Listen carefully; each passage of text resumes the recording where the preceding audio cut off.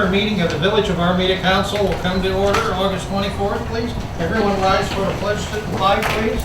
I pledge allegiance to the flag of the United States of America and to the republic for which it stands, one nation, under God, indivisible, with liberty and justice for all. Thank you.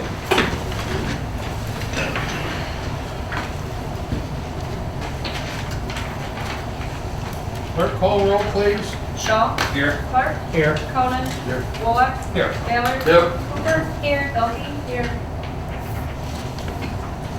Approval of the agenda. What's the council's wishes? I make a motion to approve the agenda as presented. Support. Moved and supported. Any discussion? If not, all in order? Oh, wait. You know what? No, you're fine. Go ahead. Go ahead. All in favor? Aye. Motion carried.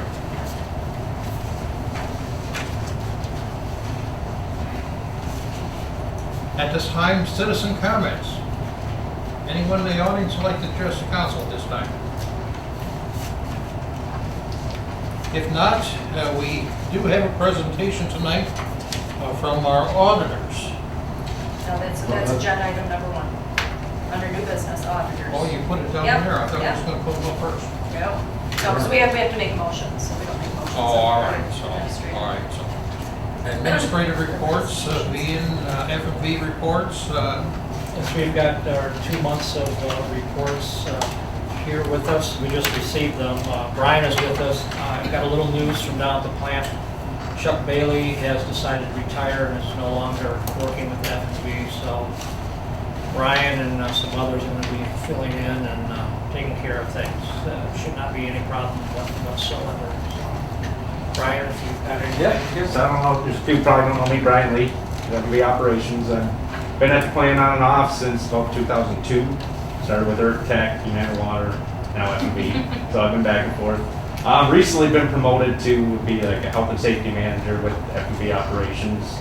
And as that, we just hired here about 2 weeks ago a new operator to take over my duties I was doing for the Village of Metamora and as a maintenance tech here at the wastewater plant. He's working his way in, and now it sounds like we have another Class B operator coming in within a week or two to take over for Chuck. I'll be here in the meantime running the daily lab and operations, I guess.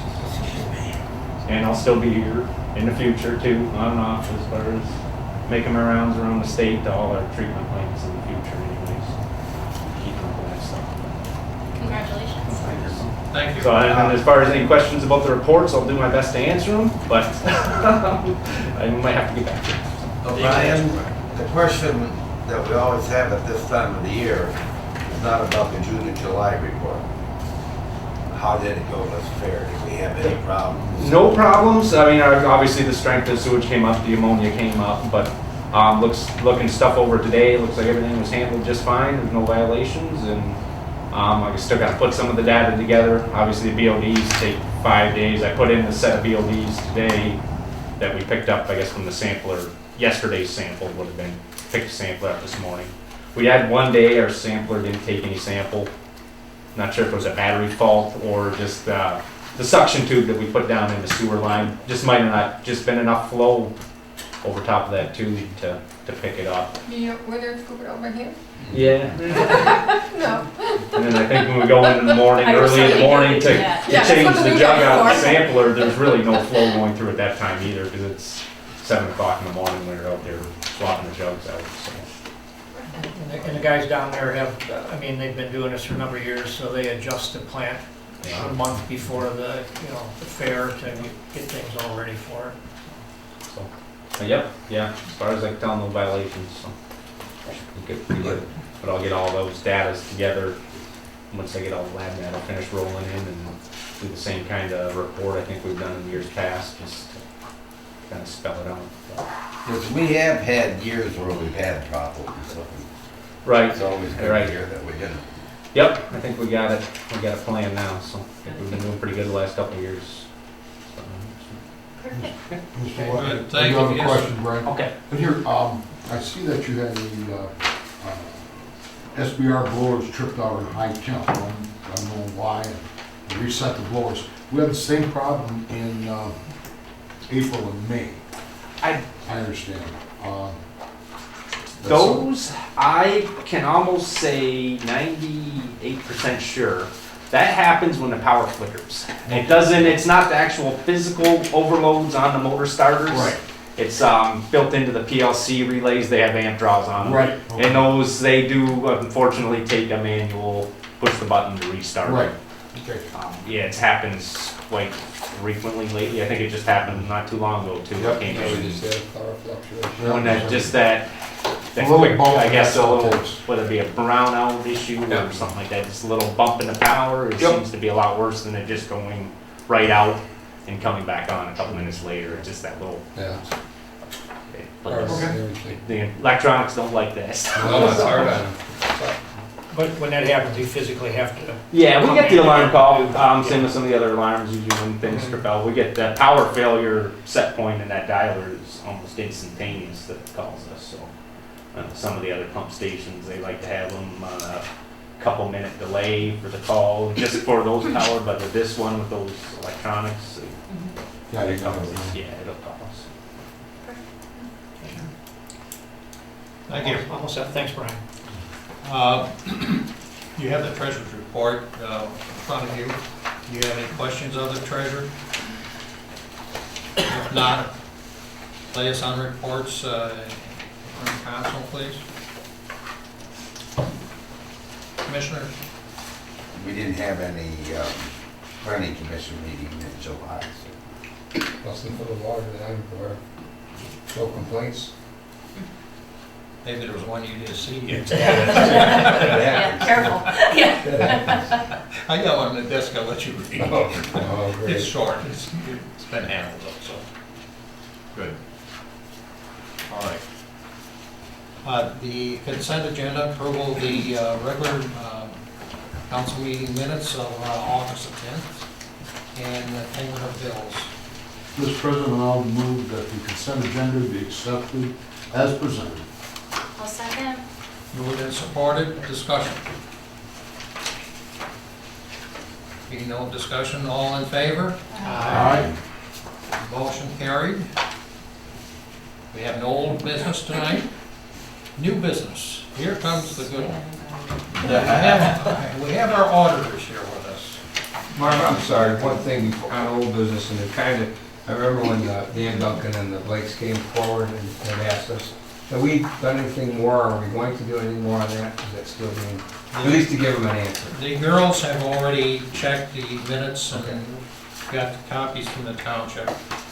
They've been in contact with them. In fact, as of Friday, I was also in contact. Okay, very good. So I will be in contact with them also, and also maybe one of the girls or two of the girls or whatever will also seek some information Perfect answer. to go with probably a annexation to get, that's their price now to see Okay, what the process is going to be. very good. So that's what we're going to be. He had asked me, and I told him I would ask it. And he hadn't heard anything. Did they not come in and pick up the paperwork that you No, had? they didn't. That was Because she had brought today. copies and Yeah. everything, so they could physically look at it Oh. and see, Okay, and they haven't picked it up yet. okay, So they was told also at the latest on Friday okay, very by good, me that copies were made. very good. So they can pick them up whenever they're in town. So anything else on it, Mike? You would- No, thank you. Appreciate Okay. So now we're gonna go to the auditors. We have Curtis here with his I'm gonna scoot before they find me. super helper. I do apologize for the low screen, but hopefully we can manage. I think I know most of you here, but there are a couple new faces here that I haven't seen before, so I'll take a moment to introduce myself. My name is Curtis McBride, and I'm a CPA for McBride Manley and Company. We are the CPA firm that audits the village's books and records. I've been with the firm for just over 15 years. I've been the lead auditor for the village probably the last 6 or 7 years, and prior to that it was my father, who had actually started the business in 1974. And actually, the village of Armada was one of his first clients when he was about 25 years old. So just an interesting side note.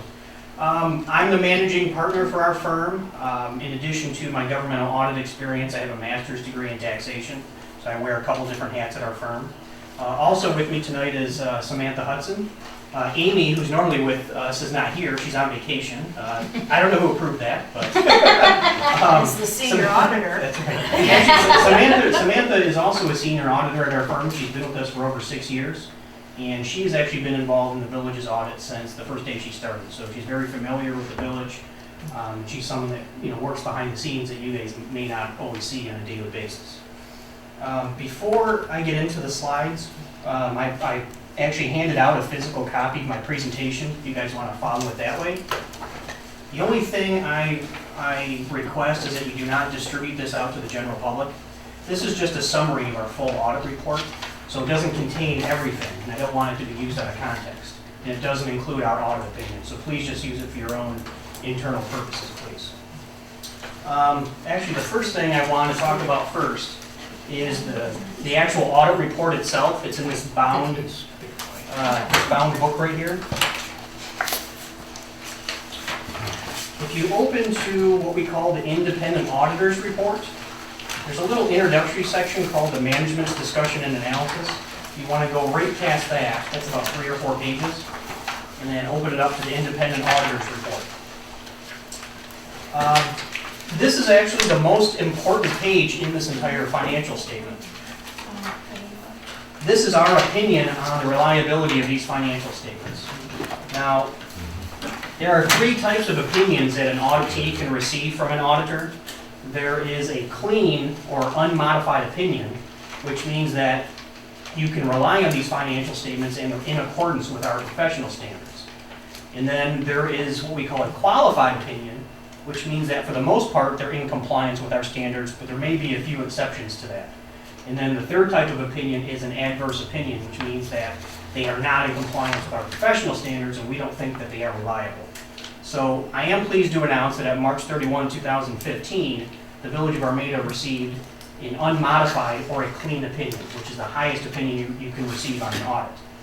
Now, just to clarify, that is just simply our opinion on the reliability or the accuracy of the information in this financial statement.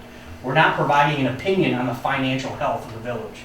So it's very important to note the distinction. Now, actually moving on to the slides. The first slide we're going to talk about is the balance sheet for the general fund. Now, the general fund primarily derives its revenues from property taxes, distributions from the state of Michigan for sales tax revenues, and as we'll see in the next slide, in the income statement, you actually had a lot of salvage inspection fee revenue during 2015. But this is the balance sheet. You can look, looking at the assets, you can see most of the assets are in the form of cash. So roughly $400,000 in cash and cash equivalents, another $105,000 in investments. Now the investments is really just a certificate of deposit that the general fund owns. So the general fund finished the year with about $544,000 in total assets, had liabilities and other obligations against those assets of about $143,000, and finished the year with an ending fund balance of about $402,000. Now, the important thing about the general fund balance is that out of that $402,000, only $316,000 of that is what we call unrestricted. There's another $85,000 in that fund balance that is actually restricted for salvage inspection. So the way it works is that anytime you have a profit in your salvage inspection program, under state law, that profit has to be set aside and cannot be used for general operating purposes.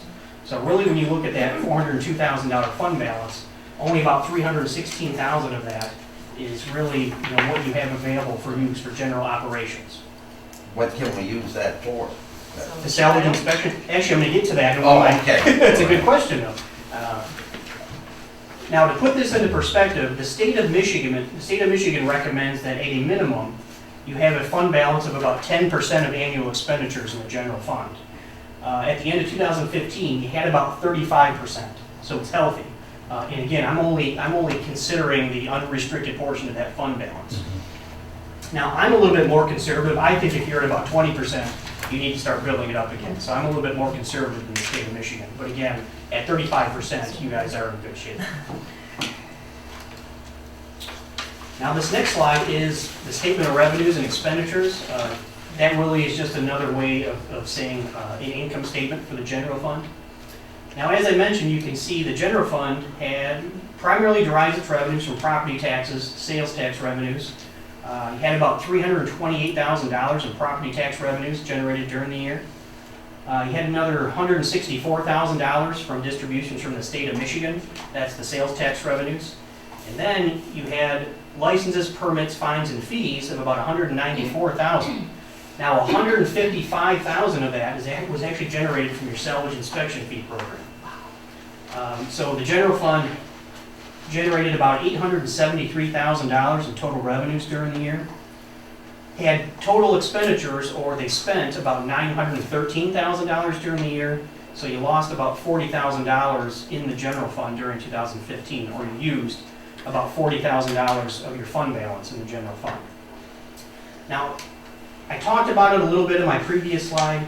When you're looking at the health of a fund, focus more on the actual fund balance and not, what happened in one particular year. So it is common for a fund to use part of its fund balance in a year. You just have to make sure that it's not consistently doing that. So that's okay if it's something that's planned for.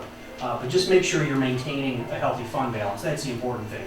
So don't consistently budget to have a $50,000 or $40,000 or $50,000 loss in the general fund. Yeah. The next three funds I'm going to talk about, some of the other major funds for the village, are the street funds. Now these are what we call special revenue funds. We call them that because their revenue source, the revenue sources are actually restricted for a specific purpose. And that specific purpose is for the maintenance and construction of village streets. Now, the major and local street funds are funded almost entirely by the state of Michigan's Act 51 fund. So the state of Michigan actually gives money to local communities to help with the maintenance and construction of their roads.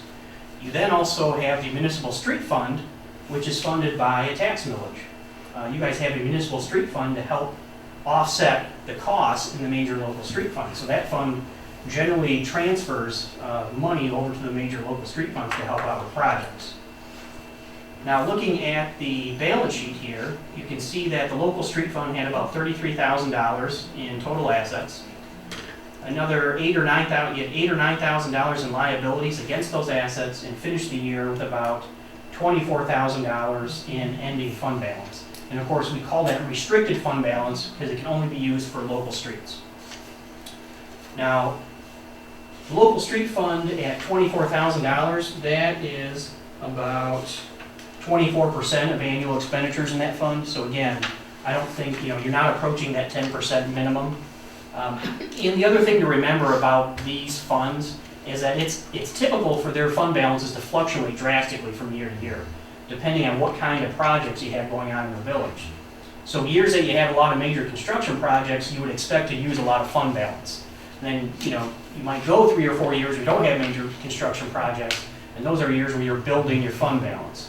And I might add too, in those funds, I keep minimal balances in them, because in the municipal, which is the umbrella for those two funds, you're gonna collect more interest on the bigger balance. So that's one of the things that I do personally, is I keep those two accounts neat and keep the one with the bigger balance. Yeah, that's a good point. And anytime you look at these funds, you really have to look at them all together, especially with that municipal street fund out there. The major street fund had about $108,000 in total assets, and about $30,000 in liabilities against those assets, and had about $77,000 or $78,000 in total fund balance. And that was about 56% of annual expenditures in that fund, so you're in good shape in that fund too. The municipal street fund, as I mentioned, is supported by a tax millage. You had about $425,000 in total assets in the municipal street fund. Liabilities of about $5,000, and finished the year with an ending fund balance of about $419,000 or $420,000. And that fund balance is actually in excess of 100% of its annual expenditures. So very healthy fund balance in the municipal street fund. That's a great fund to have in your back pocket to help support the other street funds. This is the income statement for the three funds. looking at the local street fund, you can see it generated about $33,000 or $34,000 from the state of Michigan. It spent about $101,000, but the municipal street fund transferred $55,000 over to the local street fund to support its operations. And one thing to note about the local street fund, remember we're looking at March 31, 2015. One of the projects that hit before the end of the year was the Prospect Street Bridge project. About $43,000 of that was actually spent before the end of March 31, 2015. So you saw part of a street project hitting there during the year. Same situation over the major street fund. You generated about $116,000 of revenue from the state of Michigan. You spent about $138,000, but the municipal street fund transferred $50,000 over to support its operations. And in the major street fund, you actually spend about $66,000 on the East Main Street project. So that actually, part of that hit before the end of March 31, 2015. Now the municipal street fund, you can see, is supported by tax revenues. It generated about $131,000 of tax revenues, a little bit of interest there. It had total revenues of $132,000. Only spent about $34,000 for operations, but it transferred $105,000 over to the local and major street funds. Was basically at break even at about a $7,000 loss. But again, it has a very healthy fund balance. This is a state revenue trend analysis. I always like to show these slides just to give you guys an idea of what's going on right now and historically what's been happening in the village. Now, right here we're looking at the state revenue sharing, which is the sales tax revenues, and then the distribution to the street funds from the Michigan Act 51 fund. Going back to 2009, you can see state revenue sharing was up at about $157,000, dipped all the way down to $137,000 in 2011, and that was primarily the result of some of the budget issues that the state of Michigan was having. So, when they were struggling, they were distributing a lot less money to the local municipalities, and you guys felt the effects of that. The good news is you can see there's a pretty good upward trend in those revenues. So you actually had about $163,000 or $164,000 in state revenue sharing for the period ended March 31, 2015. Very similar relationship for the distribution to the street funds. You had about $94,000, $95,000 in 2009. It dipped a little bit under $90,000 going through 2011. And it's come up substantially through the end of March 31, 2015 to $149,000. So the 2015 number is a little bit deceptive because $34,000 of that $149,000 was actually an MDOT grant to assist with the East Main Street project. So, but the good news is there's clearly an upward trend in both revenue sharing and distributions for the streets out of the state of Michigan. This is the property tax revenue trend. This is always the most interesting slide to talk about. For this one, I go back to 2011 to you can really see the effects here. So for March 31, 2011, this is including the general operating and the municipal street tax millage. You can see you actually generated about $532,000 in property taxes during 2011. That number fell all the way down to about $456,000 in 2013. That's a $75,000 loss in property tax revenues in a period of 2 years, or about I think it's about 15% of your property taxes. That is substantial. And in fact, this situation has really destroyed a lot of municipalities. The number has come up a little bit, and now it's back to about $459,000 at the end of 2015. But there are two primary constitutional limitations placed on property taxes that are making it very difficult for you guys to recover here. One is the Headley Amendment, which I'm sure a lot of people have heard about. That actually restricts the property taxes in the village as a whole, if you will. And then you have Proposal A, which was adopted as part of our Constitution in 1994, which actually limits each property's property tax assessment. Basically, it's the lesser of 5% or the cost of living adjustment. So what's been happening is if you have 1 or 2 years, and you have a severe decline in property tax, in property value, if you will, in some cases, some properties have went down by as much as 25 and 30%. Due to Proposal A, maybe the economic reality for that property is that it has gone up by 25 or 30% in a year. Due to proposal A, it's only going up by the cost of living. It's even been less than 5% because the cost of living the last 2 or 3 years has been like 1%. So it's pretty flat. So this is a situation that's been a problem for a lot of communities. And it's going to take a long time for the property tax revenues to get back up to that $532,000 level.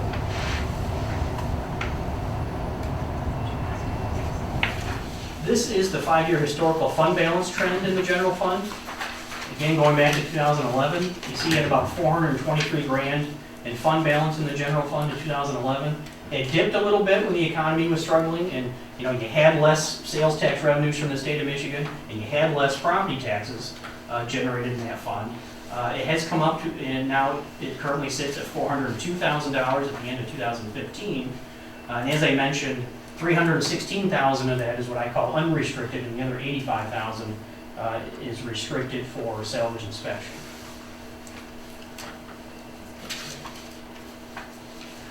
The last two funds I'm going to talk about are the water and sewer funds. I'm just going to briefly talk about the balance sheet here. Now, these two funds are quite a bit different than the general fund and the street funds. These two funds are what we call proprietary or enterprise funds. We call them that because they are accounted for very similar to that of a private for-profit business.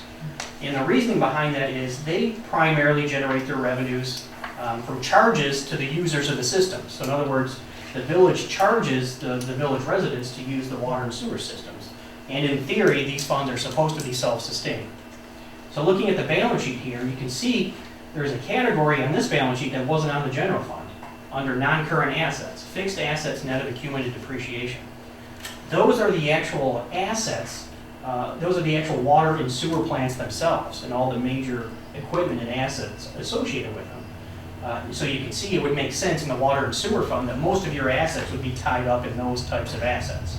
These are what we call non-liquid assets. So in other words, these are assets that are not easily convertible to cash to pay bills.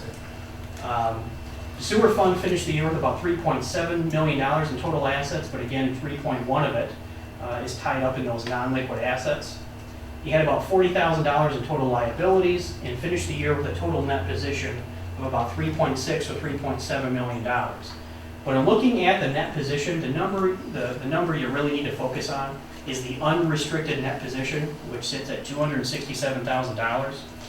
That is equivalent to the general fund balance. Okay, so that's basically the fund balance you have that you can spend. That's easily convertible to cash, if you will. And in looking at total expenses in that fund, that's at about 56%. So I think your unrestricted net position, or your fund balance, if you will, in your sewer fund is also healthy. I don't think you have anything to worry about there at this point. Looking at the water fund, again, fixed assets of $3.7 million, total assets of about $4.3 million, total liabilities of about $1.9 million. And you can see you have a liability category here called bonds and loans payable in the water fund. That's actually a DWRF bond that you have that's being paid off over time. So basically that $1.9 million is directly associated with those non-liquid assets that we talked about in the asset section. The bond was used to pay for major water improvements back in 2004. I think that was a 2004 issue, wasn't it, Joe? 2007. 2007? I think the bond may have started in 2004, but I can't remember exactly. Looking at the net position for the water fund, again, the thing to focus on is the unrestricted portion, which is about $286,000. And when you compare that to annual expenses in that fund, it's about 95%. So both of these funds are in good shape, in my opinion. You guys do a very good job of budgeting in these two funds and updating your rates every year. Now, the last few slides I want to talk about here, I want to talk briefly about the salvage inspection program because it kind of really blew up during 2015. It almost doubled in the fees that you collected, so it more than doubled the amount of salvage inspection fees you performed. The maximum fee is $100, and that's actually set by the state of Michigan. The village does charge that fee. There is then an internal agreement between the village and the inspectors over how much the inspector is going to get back for actually performing the inspection. The fees collected can be used for law enforcement purposes, and I think, Dave, you were asking me this question. So the fees for the salvage inspection program can be used for law enforcement purposes that affect stolen vehicles, vehicle parts, and inspections. So basically, if they're not used for, I know that's very general, but if they're not used for those three basic purposes, then it's restricted for future use when you can use it. Okay, for purposes, okay, what I'm trying to make sure of in my mind is that it's worth the effort that we're doing for this. Because if we have a fund that can only be used for salvage vehicle inspections, it's not helping this village. How, I want this to help the village, and I thought we could use this in the general fund. Can we use this to pay for our cars? I will tell you that it is common, in my experience, for a community to use the salvage inspection revenues to pay for a police vehicle and say that it's for the use of. Detecting stolen vehicle. That's right. Why should we have this fund? Why should we continue this? How does it help the citizens of Armada? I mean, frankly, it helps the police department. Well, if helping the police department, does that offset the cost to the residents of the village?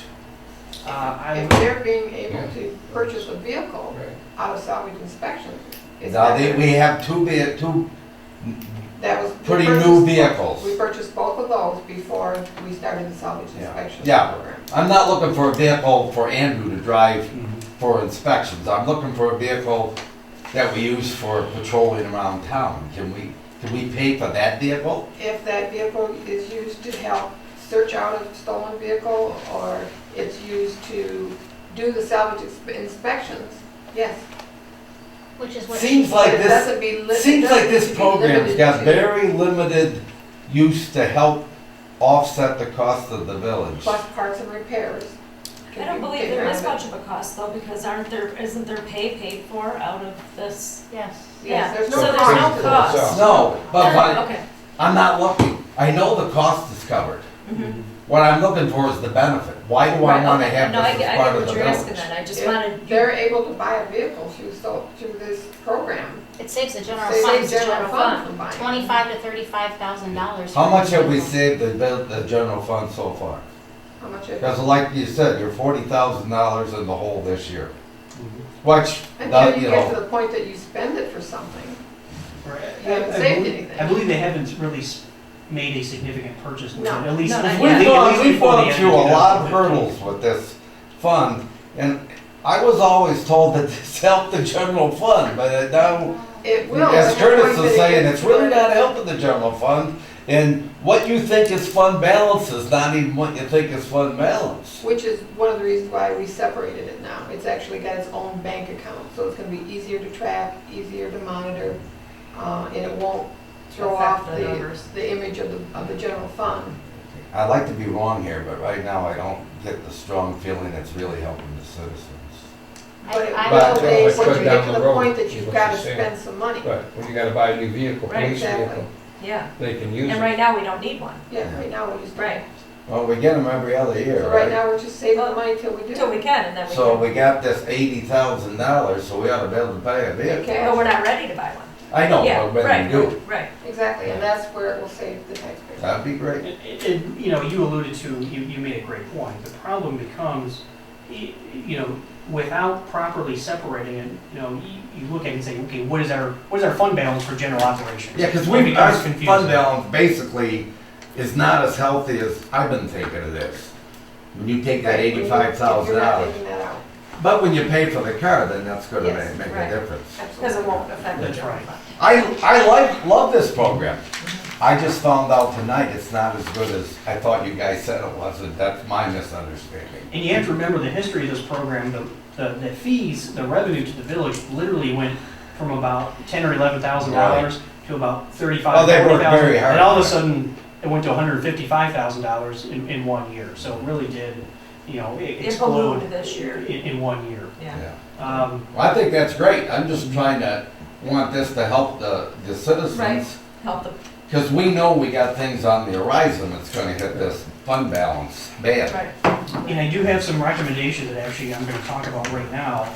I actually recommend that it has its own accounting fund. That way, when you're presented with a fund balance, there's gonna be, you're gonna look at the general fund, there's gonna be a separate fund called salvage inspection fund. And, that part of the fund balance won't even be, commingled with the general fund. Right. So I recommend you do that beginning April 1st, 2016, actually. And the reason behind that is you guys didn't budget for it in 15, 16. So I don't want you to be in violation of the Budget Act. I think from an administrative standpoint, I noticed from your July meeting that you guys approved to set up a new bank account for it. And I think at this point, that's sufficient. At least then you can look at the bank account and say, okay, I know that this $85,000 balance in this bank account, that's how much my fund balance, if you will, that's set aside right now until we can create this new fund beginning April 1st, 2016 and get it out of the general. I have a quick question on that. If we do that, then they're gonna have their own auditing number, right, that we can't pay for on self-title. That's correct. So we'll be hit twice for it in the police department. Well, I mean, honestly, I don't think it would be unreasonable. It wouldn't be unreasonable for the general fund to pay for it if they, in other words, it's not gonna increase the total fee for the village's audit. Okay, so You know what I'm the saying? fee would still be the same, and this account wouldn't have an accounting fee set up? That's for it. correct. Okay. Say, to be now, this page is misleading.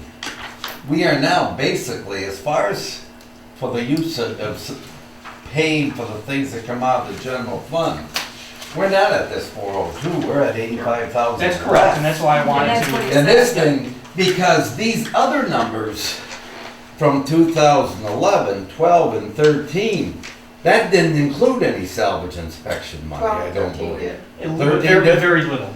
Yeah. But very small, you said That's where I started out. 10,000 or something. With baby steps. So, we really have gone down more than, That's correct. I'm patting myself on the back, but now I'm kind of taking some of them pats back because this general fund don't look as good to me as it did when we first looked at this. That's right. And that's why if you actually look at the financial statement, it's split between restricted and unrestricted in the general fund. Didn't you say we were 25%?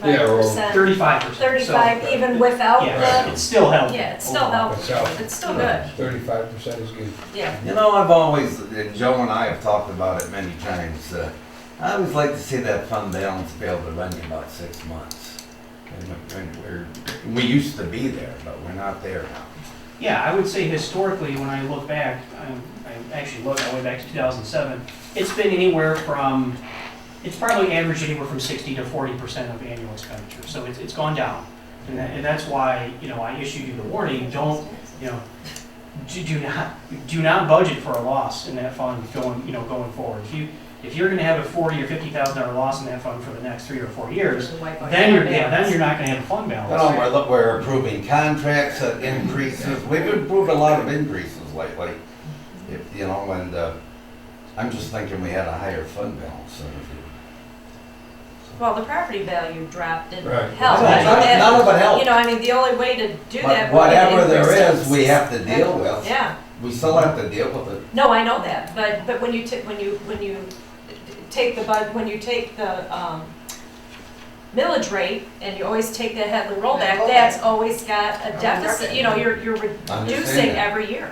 Everybody cringes. when Everybody we say cringes. Tax increase. Yeah. But we Nobody can't wants to look do at it. this salvage thing is not gonna No, necessarily that is bail not us going to out. balance. That's out. not No, it's not. No. gonna make up this difference for Right. That's where the we're reason that losing we're money. removing it. So we Yes. still have to look at things a little Yep. tighter, I would think. That's correct, and I, the last few times I've been here for this meeting, I've also said that, I'm projecting that in about 2018, that DDA bond is Yep. gonna start, the Yep. general fund's gonna And you start have paying. said it every meeting. It's Yes, gonna it have to has. start paying it. It's gonna start And hitting. I'm guessing in 2018, there's gonna be about $350,000 of debt service payments that are gonna have to start being Joe's made. said in conference. Yeah, We she's been talked saying it about for years. So what I'm saying is, you need to prepare for that right now. Yeah, and I don't think we've been. My other recommendation for this program, the method of payments that are being received currently by the inspectors. The state of Michigan discourages inspectors from handling cash, and Right now, the inspectors are actually handing a lot of cash from the people that they're going to see. I actually talked to the state of Michigan Secretary of State office, and they strongly discourage that. So I recommend that they only handle checks, and obviously the checks be made out directly to the village of Armada, and that the checks are remitted back to the village within a few business days. You know, shouldn't be a couple weeks before they're receiving the remittances back from the inspectors. Just really quickly, I've never discussed this before, it's something new I've been doing. I want to talk about our audit process really quick so you guys understand what we do when we come in here. I know Joe and Michelle know because they pull all the records for us. Well, basically, our audit is performed in all the major accounting functions. I've listed some of them here. So purchasing, this would include any electronic and credit cards if you had any. So basically, we're actually pulling invoices and looking at invoices. Number one, to make sure that it's an expense that's appropriate for the village in accordance with state law. We're making sure it's been approved by management. And not only that, we're making sure that each purchase is getting on the schedule of bills that you guys approve at your monthly meetings. In other words, you're not slipping one in without you guys knowing. We're also looking and making sure that someone's checked that for the invoice or mathematical accuracy, so you're not overpaying for products or services. And we're making sure that if there's the check has the appropriate signatures on it. Basically, we're making sure all the controls are in place to make sure that no one's paying for personal expenses out of the village's money. We're also looking at cash receipts, which is extremely important. So we're focusing on the receipt of cash and making sure that we're able to trace the cash receipt back to the bank and it's being deposited timely and it's not going somewhere else. We're looking at utility billings. This would be water and sewer billings. We're making sure that they're being billed at the approved rates, that people's bills are actually being calculated properly. We're looking at adjusting journal entries. So adjusting journal entries are basically things that are outside of the normal accounting cycle. So it doesn't include utility billing, cash receipts, or purchases. But maybe, let's say someone had to make an adjustment to the bank because there was an error. So we're looking for the proper approval for that, and we're looking for the support for that journal entry to make sure it should have been made. We're also looking at payroll. We're making sure that all payroll is appropriate and people are getting paid their appropriate rates and for time that's been worked. Making sure that all payroll taxes are being paid timely. And we're also doing our own independent bank reconciliations. We also perform year-end reconciliations to prepare the financial statements. We talked about that on my last slide here. We actually utilize what we call an audit program to perform our audit procedures. This is what I call a checklist. So basically, the audit program is approved by the engagement partner, which is me.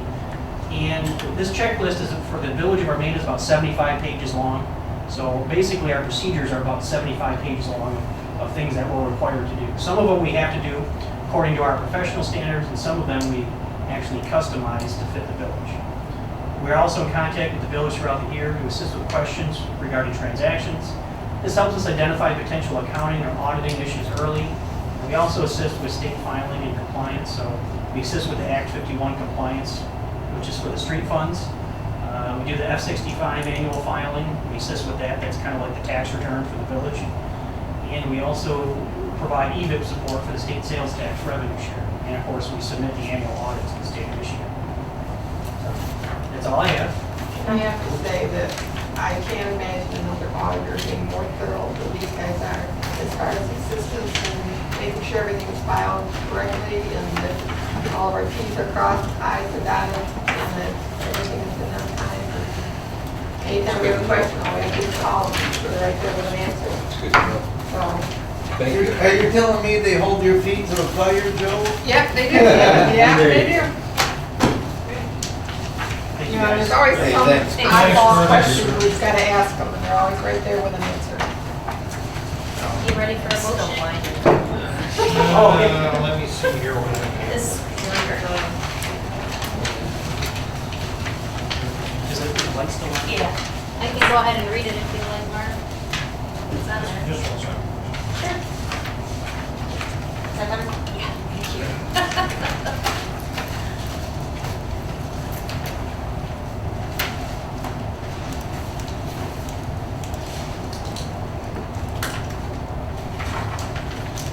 Okay, go ahead. Okay, I'd like to make a motion to accept the audit for fiscal year ending March 31st, 2015, and to place on file. Support. Moved and supported. Any further discussion? If not, all in favor? Aye. Motion carried. Thank you. Thank you, Curtis. Thank you so much. Thank you very much. Good job. Many years of good service. Thank you very much. Tell Amy the next time she's supposed to be here, bring up the full force. Everybody, the whole, yeah.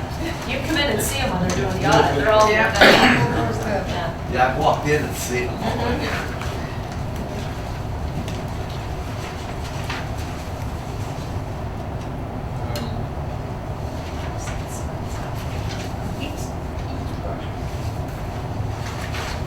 Keeps the Prospect Street. Yeah, right. Yeah, city auditors, if they gotta drive over, we got, you guys wanna stay for the rest of the We meeting? can stay. There's only 3 things, it should be Okay, as long as quick. you're staying, I got something to ask. Got one of those questions to ask at the end of the meeting. Okay, the next item is the Teat Street, that bridge project. Mr. Ballard, did you have any, I have an update for you. Apparently, we're going to have an update, I guess, this week sometime with our engineers. A progress meeting? Yeah, progress meeting. That's what I understand, so I'm not gonna hold they my haven't breath. said nothing to the office at all? No. Okay. I'm not in this week, Okay, but, well, okay. and anyway, I went over there, took a look at it. Our culvert has been placed in, our box culvert has been placed in. The backfill is, it's got backfill in it. And it looks like they're just gonna be packing it down and put some base to it, some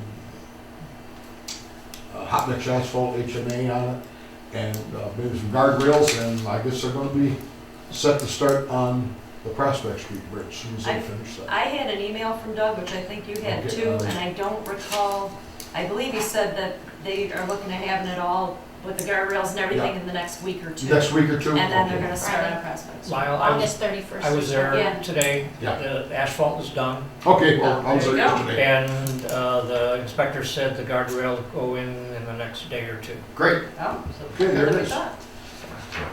They moved along. Think they'll be using it by the weekend then, hey, or sooner? When they take the barricades down. Yeah, right. Very good.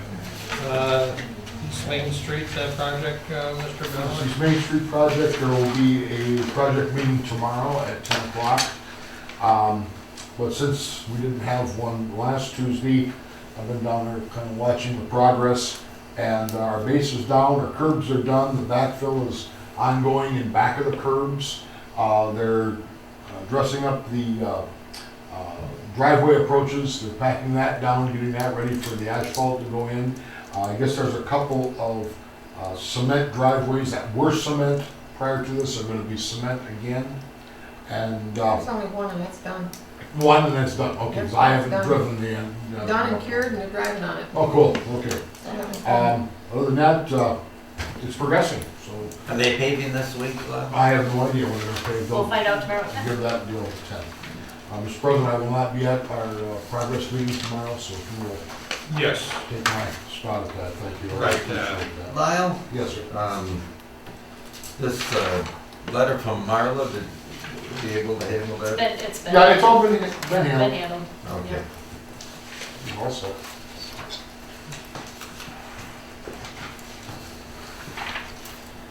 Anything else on the line of the street problems, No, that's it. directions, updates? Everything's proceeding as scheduled. Very good, thank you, Mr. Ballard. Up and coming agenda items? No, we have the approval for the payment of subcontractors, it's in your packet.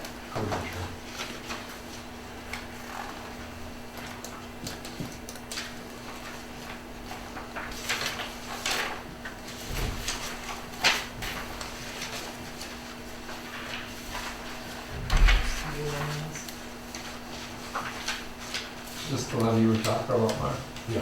Pardon me? for the water, this was the levy you were talking about? Yeah. Okay. Are we going to, at least look at her bill and when she gets It's it? already been Taken care handled, of. it's already been handled.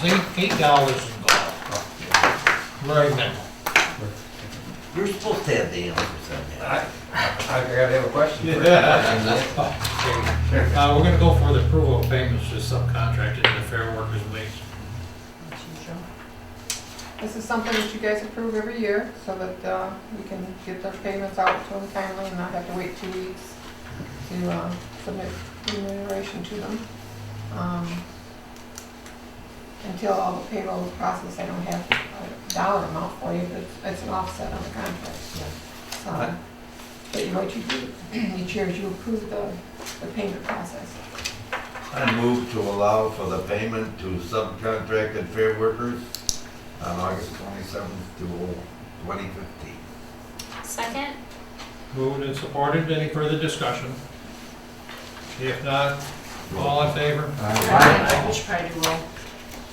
Oh, okay, well, we're spending money, yes. Yeah. Okay, Conan, Yes. Cooper, Yes. Elke, Yes. Shaw, Yes. Clark, Yes. Bullock, Yes. Taylor. Yes. Okay, motion carried.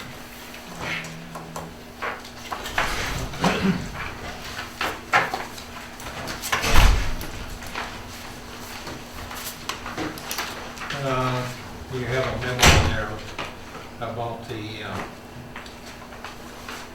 building report that was not included in last month's meeting. And we have it in our office now by the building inspector.